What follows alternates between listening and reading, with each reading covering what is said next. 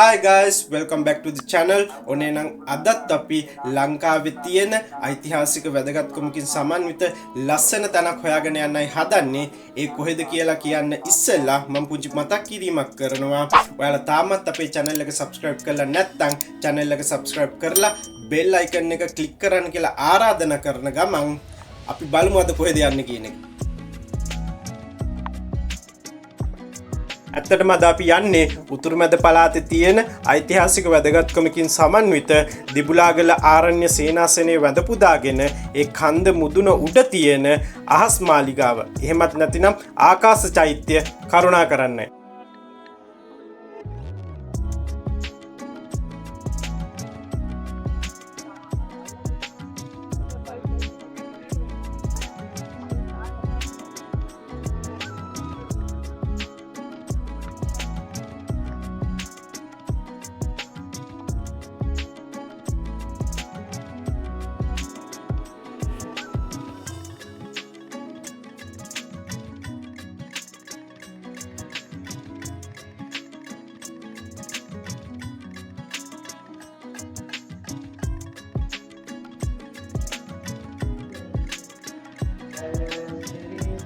ඉතින් වීඩියෝ එකත් එක්ක දිගටම රැඳී ඉන්න කියලා ආරාධනා කරන ගමන් අපි බලමු මෙතනට කොහොමද යන්නේ කියන එක. ඇත්තටම අපි කලින් දවසේ මහනුවර ඉඳලා දෙහිඅත්ත කණ්ඩියට ඇවිල්ලා දෙහිඅත්ත කණ්ඩියේ තියෙන සුන්දර ගම්මානයක් වන හුංගමාලගම කියන ගමේ නතර වෙලා තමයි හිටියේ. ඉතින් අද අපි ගමන ආරම්භ කරන්නේ මේ සුන්දර ගම්මානයේ ඉඳලා. හුංගමාලගම ගමේ ඉඳලා දිඹුලාගල ආරණ්‍ය සේනාසනයට කිලෝමීටර් 24ක වගේ පොඩි දුරක් තමයි තියෙන්නේ.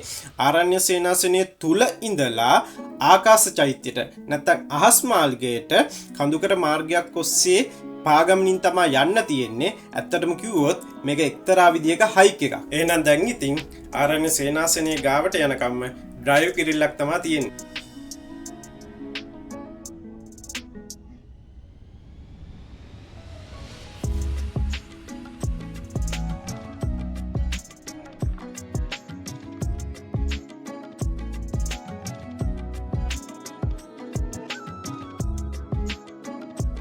ඇත්තටම නගරබද ප්‍රදේශවල තියෙන පාරවල් වල ඩ්‍රයිව් කරනවා වගේ නෙවෙයි මේ පැතිවල මේ වගේ පාරක ඩ්‍රයිව් කරනවා කියලා කියන්නේ හිතට මාරම නිදහසක්. කිසිම තදබදයක් නැහැ. පාර දෙපැත්ත ගත්තොත් පාර දෙපැත්තෙම තියෙන වගා කරන කුඹුරු ඉඩම්. මේ අපි ඩ්‍රයිව් කරන පාර දෙපැත්තත් හරිම විශේෂයි. දෙපැත්තේ දිගටම වගේ තියෙන සියඹල ගස්. අපි යන අවස්ථාවේ මේ සියඹල ගස් වල සියඹල පිරීලා තිබ්බා.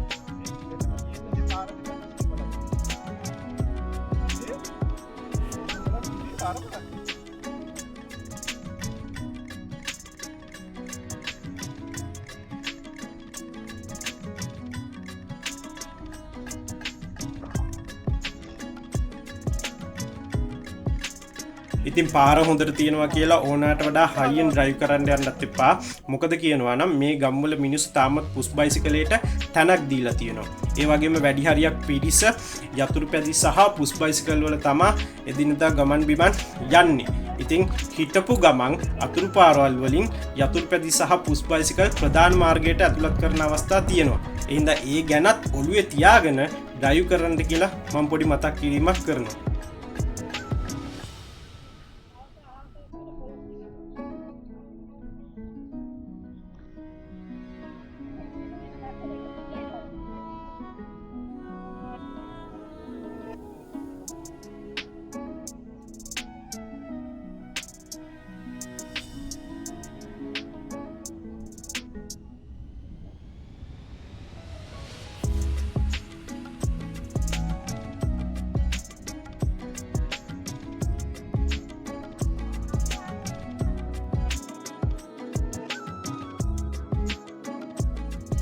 ඔන්න එහෙනම් අපි ආරණ්‍ය සේනාසනයේ ළඟටම වගේ ආවා.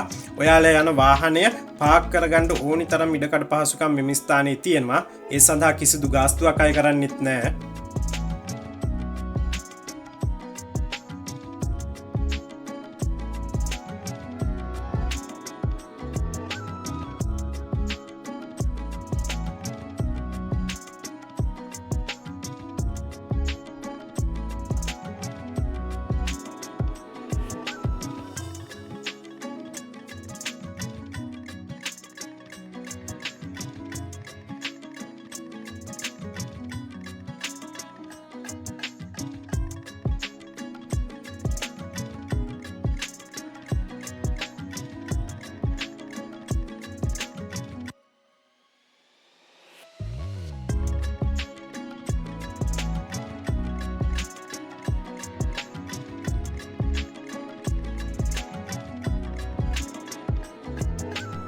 ඔයාලට පේනව නේද? අර කන්ද උඩ පොඩි කුළුණක් වගේ එකක් පේනවා. ඔය තමයි අහස් මාලිගය නැත්තම් ආකාශ චෛත්‍යය. අද අපේ ගමනේ අවසානයේ සනිටුහන් කරන්නේ ඔන්න ඔතනින්. ඉතින් වීඩියෝ එකත් එක්ක දිගටම රැඳිලා ඉන්න කියලා ආරාධනා කරනවා.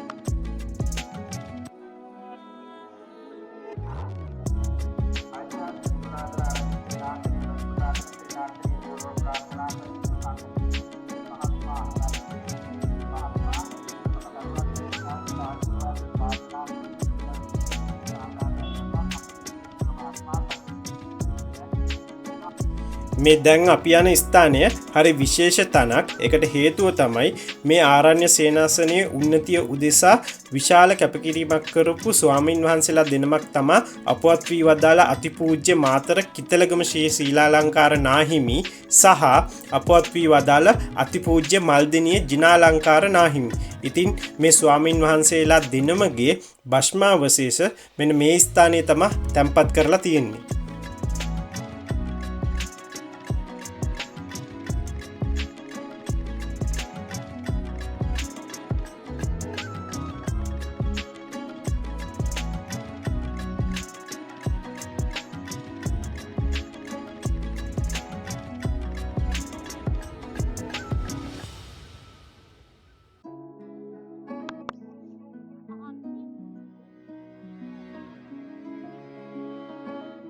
උන්වහන්සේලා දෙනමගෙන් අපවත් වී වදාළ අතිපූජ්‍ය මාතර කිතලගම ශ්‍රී සීලාලංකාර නාහිමි එහෙමත් නැතිනම් දිඹුලාගල හාමුදුරුවෝ කිව්වම කවුරුත් දන්නවා උන්වහන්සේ ඇත්තටම උන්වහන්සේගේ කැබ් රථයෙන් ගමන් කරමින් සිටියදී LTTE ත්‍රස්තවාදීන් විසින් තමයි ඝාතනය කරනු ලබන්නේ. ඉතින් මේ වෙඩි වැදිච්ච කැබ් රථයත් මේ ස්ථානයේ සංරක්ෂණය කිරීමකට ලක් කරලා තියෙනවා.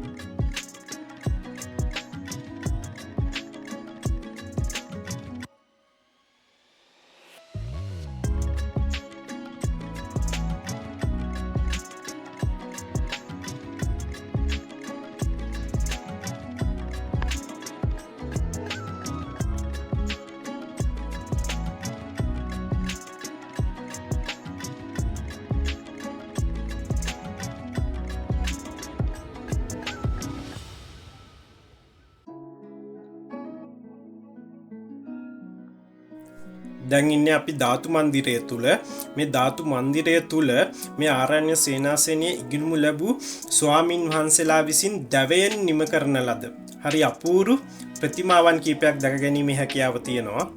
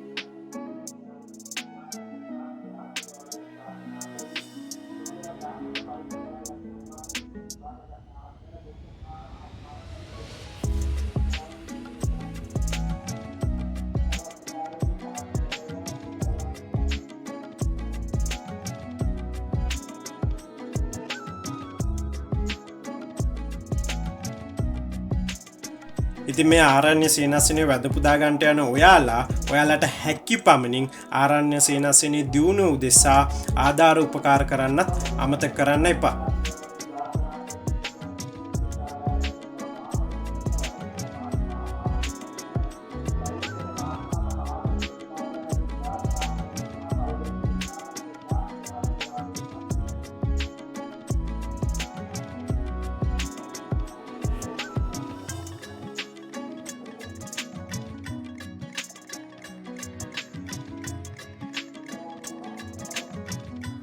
දැන් ඉන්නේ අපි බුද්ධ මන්දිරය තුල. මේ බුද්ධ මන්දිරයත් හරිම විශේෂයි. මේක ඇත්තටම ගල් ලෙනක්. මේ ගල් ලෙන තුල බෞද්ධ දර්ශනය අපිට අහන්න ලැබෙන නොයෙකුත් සිදුවීම් හරි අපූර්වට ප්‍රතිමාවන් මගින් නිරූපණය කරන්න කටයුතු කරලා තියෙනවා. ඉතින් මේ දේවල් ඔයාලත් මේ ස්ථානයට ඇවිල්ලා ඔයාලගේ ඇස් වලින් බලා ගන්නවා නම් තමයි වටින්නේ.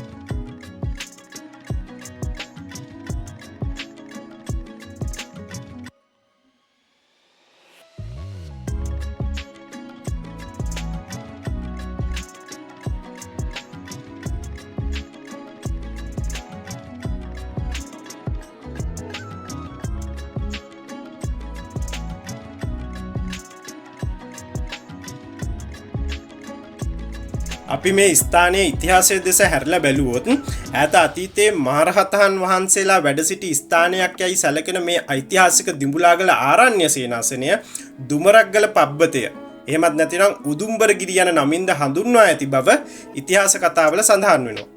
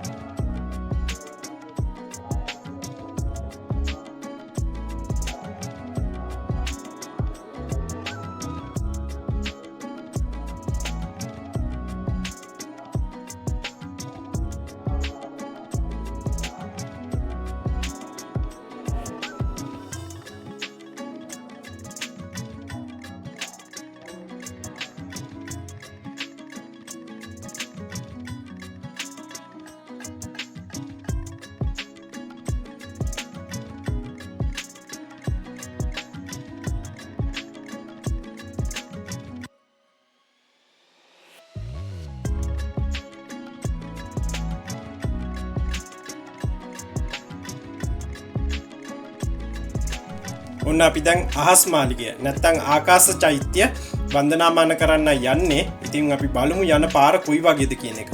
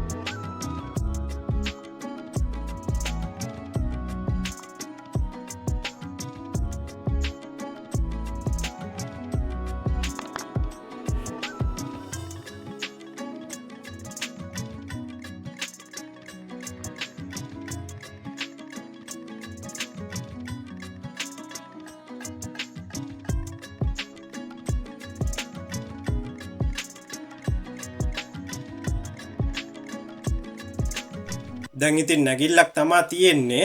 ඊට ඉස්සෙල්ලා අපි මෙන්න මේ හරිය තියෙන දේව ප්‍රතිමාවට පඳුරක් පූජා කරලා වැඳ පුදාගෙන උඩට නගිනක පටන් ගමු.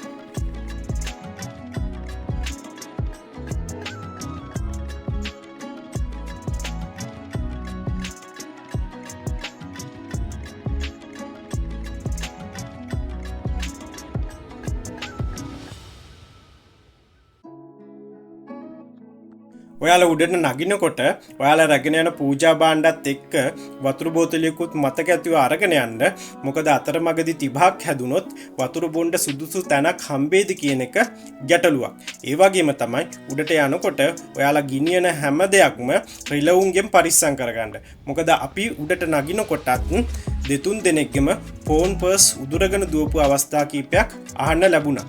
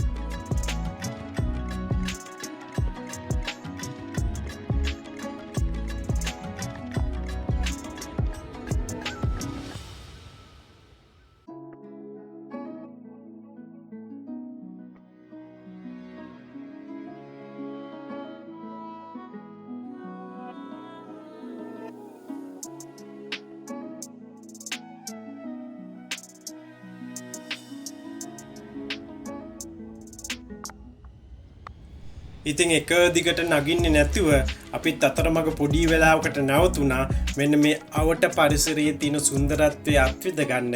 ගහ කොළ සතා සිව්පා වගේ නිර්මාණය වෙච්ච මේ ලස්සන පරිසර පද්ධතිය ඉස්සරහටත් රැකගන්න එක ඔබෙත් මගෙත් වගකීමක්. ඉතින් මේ පරිසර පද්ධතියට පිවිසෙන සෑම විටම අපි මතක තියාගන්න ඕනි අපේ පියසටහන් පමණක් මේ භූමිය තුළ ඉතිරි කරලා සුන්දර මතකයන් පමණක් රැගෙන යන්න.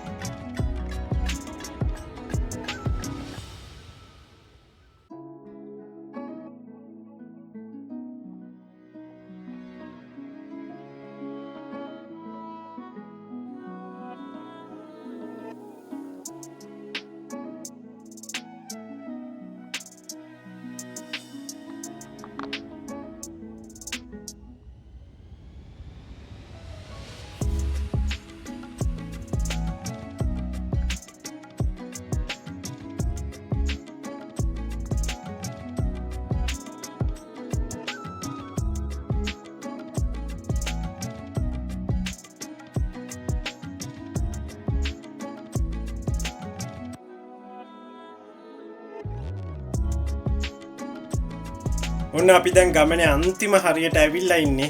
පේනව නේද? අන්න අහස් මාලිගාව.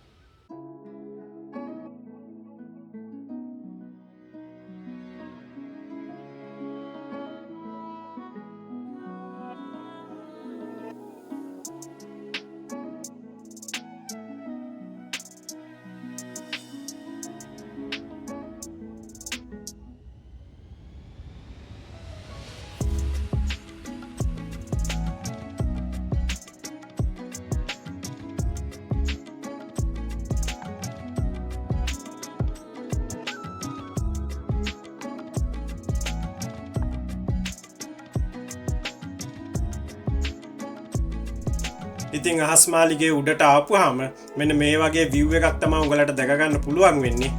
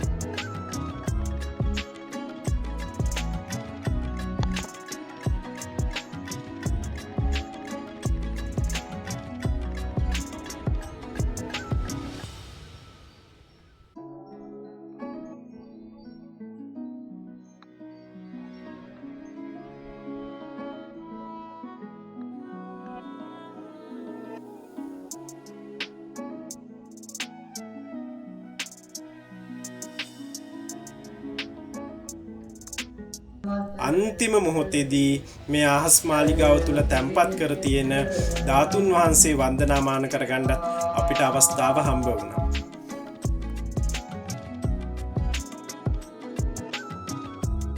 ඉතින් ඔයාලටත් ඉඩ ලැබෙන වෙලාවක මේ අපි ලැබපු අත්දැකීම විඳපු සුන්දරත්වය මේ ස්ථානයට ඇවිල්ලා අත්විඳ ගන්න කියලා ආරාධනා කරන ගමන් අද අපේ vlog එක අවසන් කරනවා. එහෙනම් ආයෙත් දවසක මේ වගේම ලස්සන වීඩියෝ එකකින් ඔබ අප හමු වීමේ බලාපොරොත්තු වෙමින් අපි ඔබෙන් සමුගන්නවා. එහෙනම් සියලුම දෙනාටම ජය වේවා.